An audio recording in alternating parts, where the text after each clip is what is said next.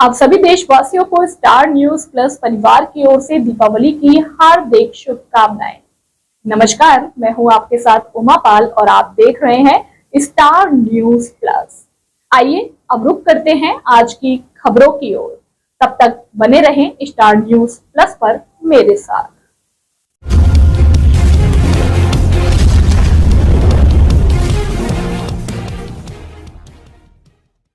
महाराष्ट्र विधानसभा चुनाव से पहले बीजेपी ने एकनाथ शिंदे के साथ बड़ा खेल कर दिया है। 2.5 साल से राज्य के डिप्टी सीएम देवेंद्र फडणवीस से लेकर बीजेपी के दूसरे नेता दावा करते रहे कि एकनाथ शिंदे के नेतृत्व में ही बीजेपी विधानसभा चुनाव लड़ेगी, बहुमत मिला तो शिंदे ही सीएम बनेंगे। लेकिन बीजेपी ने शिंदे के नेतृत्व में चुनाव लड़ने से साफ इनकार कर दिया है और ये भी कह दिया है कि शिंदे को सीएम पद नहीं दिया जाएगा, बल्कि जो दल ज्यादा सीटें जीतेगा उसके हिस्से सीएम पद जाएगा। सीट बंटवारे में बीजेपी शिंदे को 75 से 80 सीटें दे रही है और खुद लगभग 155 सीटों पर चुनाव लड़ने की तैयारी कर रही है। ऐसे में एक बात तो साफ है कि अगर महायुति को बहुमत मिलेगा तो बीजेपी की सीटें शिवसेना शिंदे गुट से ज्यादा होंगी, यानी शिंदे सीएम नहीं होंगे। इसका ऐलान बीजेपी की तरफ से कर दिया गया है। ऐसे में शिवसेना शिंदे गुट में नाराजगी दिखाई दे रही है। दूसरी तरफ एनडीए के अंदर सीट बंटवारे को लेकर भी टकराव तेज हो गया है। बीजेपी ने शिंदे और अजीत गुट की सीटों पर दावा ठोक दिया है और सीट को लेकर यह शर्त भी रख दी है कि सिंबल शिवसेना या एनसीपी का होगा, लेकिन उम्मीदवार बीजेपी का होगा। इसके बाद बीजेपी के 5 नेताओं ने एनसीपी और शिवसेना का दामन थामा है और इन्हें टिकट भी मिलेगा, ये तय हो गया है। साफ है, महाराष्ट्र में बीजेपी के दबाव में उसके सहयोगी आते दिखाई दे रहे हैं। दावा तो यहाँ तक किया जा रहा है कि अमित शाह ने 2029 के लिए जो दावा किया था कि बीजेपी को आत्मनिर्भर बनाना है, उसके लिए बीजेपी अपने दोनों ही सहयोगियों को खत्म करने की कोशिश में जुट चुकी है। वहीं दूसरी तरफ बात महाविकास आघाड़ी गठबंधन की करें तो यहां अधिकांश सीटों पर सहमति बन गई है। एनसीपी शरद पवार गुट ने एक और लिस्ट जारी कर दी है। तीसरी लिस्ट में 9 प्रत्याशियों के नामों का ऐलान किया गया है, जिसमें शरद पवार गुट ने अणुशक्ति नगर से फहाद अहमद को उम्मीदवार बनाया है। पार्टी का यह फैसला बीजेपी के लिए बेहद चौंकाने वाला रहा। झारखंड में चल रहे विधानसभा चुनाव के बीच बीजेपी ने हार मान ली है। बीजेपी ने मान लिया है कि झारखंड में पार्टी के लिए कई चुनौतियां हैं और उनके लिए राज्य में जीत पाना मुश्किल नजर आ रहा है। झारखंड चुनाव के लिए बीजेपी के ऑब्जर्वर हेमंत बिस्वा शर्मा ने खुद कहा कि झारखंड एक मुश्किल राज्य है। शर्मा ने आगे कहा कि मैं असम के उपचुनावों पर नजर भी नहीं रख पा रहा, मैं झारखंड को लेकर व्यस्त हूँ। उनके इस बयान से साफ है कि झारखंड में बीजेपी के लिए कमल खिलाना आसान नहीं है। कहीं जनता की नाराजगी है तो कहीं पार्टी कार्यकर्ताओं की नाराजगी देखने को मिल रही है। बीजेपी की पहली लिस्ट के सामने आते ही पार्टी में भगदड़ मच गई। टिकट न मिलने को लेकर पार्टी नेताओं में भारी असंतोष देखने को मिला। कई नेताओं ने बीजेपी को झटका देते हुए विपक्षी दलों की सदस्यता ग्रहण कर ली। हाल ही में एक और वाक्य देखने को मिला, जहां शर्मा को 2 कार्यकर्ताओं के बीच नामांकन के लिए झगड़े को देखते हुए हाथ जोड़ने पड़े। उन्होंने अपील की कि पार्टी कार्यकर्ता आपसी मतभेद को भुलाकर चुनाव पर फोकस करें। दरअसल झारखंड की 81 सीटों पर 13 और 20 नवंबर को मतदान होने हैं, जिसके नतीजे 23 नवंबर को आएंगे। 4 विधानसभा सीटों पर उपचुनाव होने हैं, लेकिन इस बीच पंजाब के पूर्व मुख्यमंत्री कैप्टन अमरिंदर सिंह के बयान से राज्य की सियासत गर्मा गई है। दरअसल एक इंटरव्यू के दौरान कैप्टन ने बीजेपी पर बड़ा आरोप लगाया है कि बीजेपी ने अब तक पंजाब के मसलों पर उनसे कोई राय नहीं मांगी है, फिर चाहे लोकसभा चुनाव में पंजाब की विभिन्न सीटों पर उम्मीदवारों के चयन या चुनावी रणनीति का मुद्दा क्यों न हो। इतना ही नहीं, कैप्टन ने कहा, मैं 1967 से पंजाब की राजनीति में हूँ, 2 बार मुख्यमंत्री, 1 बार मंत्री, 7 बार एमएलए और 2 बार एमपी रहा हूं। लेकिन इसके बाद भी मुझसे बीजेपी ने विधानसभा सीटों या चुनावी रणनीति पर कोई बात नहीं की है। मैं एक सीरियस पॉलिटिशियन हूं, मैंने बीजेपी कोई हंसी मजाक के लिए ज्वाइन नहीं की है। इसी के साथ कैप्टन ने साफ कर दिया कि जब तक पार्टी उनसे सलाह नहीं मांगेगी तब तक वो बीजेपी को किसी भी तरह की सलाह नहीं देंगे। वहीं कैप्टन के इस बयान के सामने आने के बाद सियासी गलियारों में ये चर्चा जोर पकड़ रही है कि पूर्व सीएम अंदर खान ने बीजेपी हाईकमान से नाराज चल रहे हैं।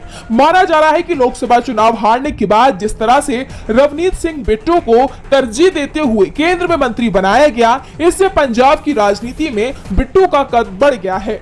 उससे कैप्टन व सुनील जाखड़ अंदर खाते नाराज चल रहे हैं।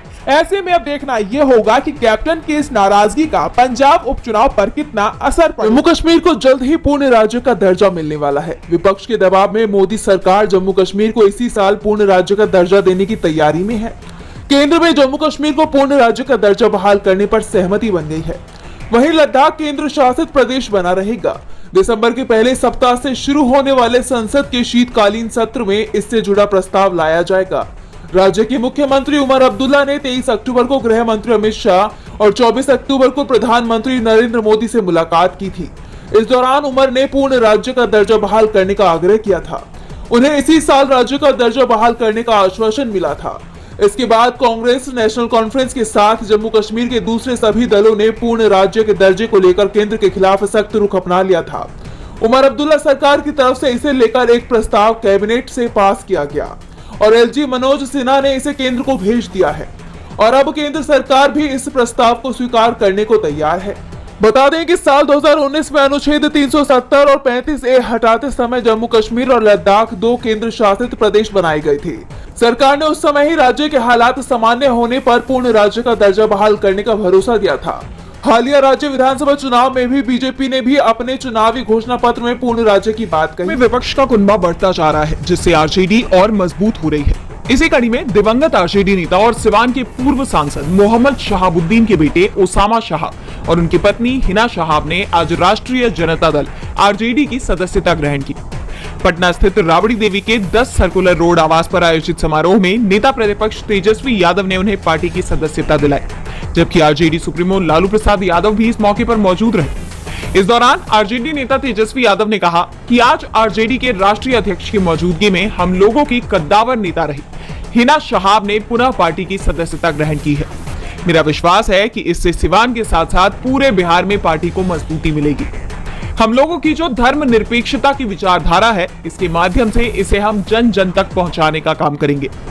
इसी के साथ तेजस्वी ने एनडीए सरकार पर हमला बोलते हुए कहा, लोग एकजुट होकर के सांप्रदायिक शक्तियों का सामना करें और जो उनका मंसूबा है कि भाई को भाई से लड़ाओ, नफरत फैलाओ, बांटने का काम ये लोग जो कर रहे हैं, इसके खिलाफ हम लोग मजबूती के साथ हम सब लोग एकजुट हों और बिहार में अमन, चैन, शांति का वातावरण रहे, साथ ही बिहार की तरक्की हो, बिहार के लोगों की तरक्की हो, इस दिशा में हम सब लोग काम करेंगे।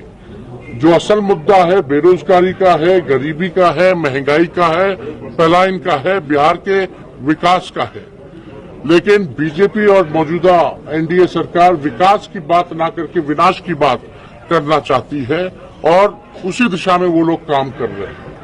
बिहार की न्याय प्रिय जनता, ये बुद्ध की धरती रही, हमेशा से अमन, चैन, शांति का माहौल बना रहे, यही बिहार की जनता चाहती है। तो आज हम सब लोग एकजुट हुए हैं और सब लोग मिलकर के पार्टी को मजबूत करने का काम करेंगे और सांप्रदायिक शक्तियों को भगाने का। वहीं पार्टी के कार्यकर्ताओं ने भी इस फैसले का स्वागत किया है और उम्मीद जताई जा रही है कि इससे सिवान और आसपास के क्षेत्रों में आरजेडी का समर्थन बढ़ेगा। इससे पहले भी शहाबुद्दीन परिवार का आरजेडी से गहरा नाता रहा है और अब उनके बेटे और पत्नी का पार्टी में शामिल होना एक महत्वपूर्ण राजनीतिक कदम माना जा रहा है। इस दीपावली किसी के घर में खुशियों के दीप जलेंगे तो किसी के घर मायूसी का डेरा होगा। रोजगार की तलाश में घर से सैकड़ों किलोमीटर दूर रहने वाले लोगों के लिए त्योहारों पर भी घर पहुंचना मुश्किल हो गया है। घर जाने की इस जद्दोजहद में मुंबई के बांद्रा टर्मिनस के प्लेटफॉर्म नंबर 1 पर भारी भीड़ की वजह से भगदड़ मच गई, जिसमें 10 यात्री घायल हो गए। 27 अक्टूबर को रविवार होने के कारण स्टेशन पर हजारों यात्रियों की भीड़ उमड़ पड़ी। जैसे ही बांद्रा रेलवे स्टेशन पर बांद्रा गोरखपुर एक्सप्रेस ट्रेन आई तो उसमें चढ़ने के लिए धक्का मुक्की शुरू हो गई, जिससे रेलवे की व्यवस्थाएं चरमरा गई और यह हादसा हो गया। वहीं सूरत के उधना रेलवे स्टेशन पर भी कुछ ऐसा ही नजारा देखने को मिला, जहां यात्रियों की भारी भीड़ के कारण स्टेशन पर अफरा तफरी का माहौल बन गया। कुछ लोगों की तबीयत भी खराब होने की खबर है। इसे लेकर एक बार फिर मोदी सरकार समेत रेल मंत्री विपक्ष के निशाने पर आ गए हैं। शिवसेना यूबीटी नेता आदित्य ठाकरे ने तंज भरा ट्वीट किया कि काश की रेल मिनिस्टर एक रेल मंत्री होते। बांद्रा की घटना यही दर्शाती है कि मौजूदा रेल मंत्री कितने अक्षम हैं। वहीं पार्टी सांसद संजय राउत ने भी सवाल खड़े करते हुए कहा कि जब से प्रधानमंत्री मोदी की सरकार तीसरी बार सत्ता में आई है और रेल मंत्री को फिर से जिम्मेदारी सौंपी गई है, तब से देश में 25 से ज्यादा बड़ी रेल दुर्घटनाएं हो चुकी हैं। मुंबई जैसे शहर में जिसे उपनगरीय रेलवे कहा जाता है, देखिए वहां क्या हाल है। बांद्रा में जो हुआ उसके लिए कौन जिम्मेदार है? क्या रेल मंत्री जिम्मेदार नहीं है? सवाल तो ये उठ रहे हैं कि त्योहार तो हर साल आते हैं और हर साल यात्रियों को ऐसे ही जोखिम उठाने पड़ते हैं। ऐसे में मोदी सरकार ने अब तक कोई ठोस कदम क्यों नहीं उठाया? मिडिल ईस्ट में हर तरफ तबाही का मंजर दिखाई दे रहा है। इजराइल के ईरान पर हमले के बाद से दुनिया भर के देश टेंशन में है। इजराइल का दावा है कि उसका हमला सफल रहा, लेकिन ईरान ने किसी भी बड़े नुकसान से इनकार किया है और अब ईरान की तरफ से इजराइल को धमकी दी गई है। ईरान के सुप्रीम लीडर अली खामेनेई ने कहा कि इजराइल ने ईरान पर हमला कर गलती कर दी है। इजराइल को ईरानी लोगों की ताकत, दृढ़ संकल्प की ताकत समझानी होगी। यानी खामेनेई ने इजराइल को चेतावनी दी है कि अभी उन्हें ईरान की ताकत का अंदाजा भी नहीं है और अब वक्त आ गया है कि इजराइल को असली ताकत दिखाई जाए।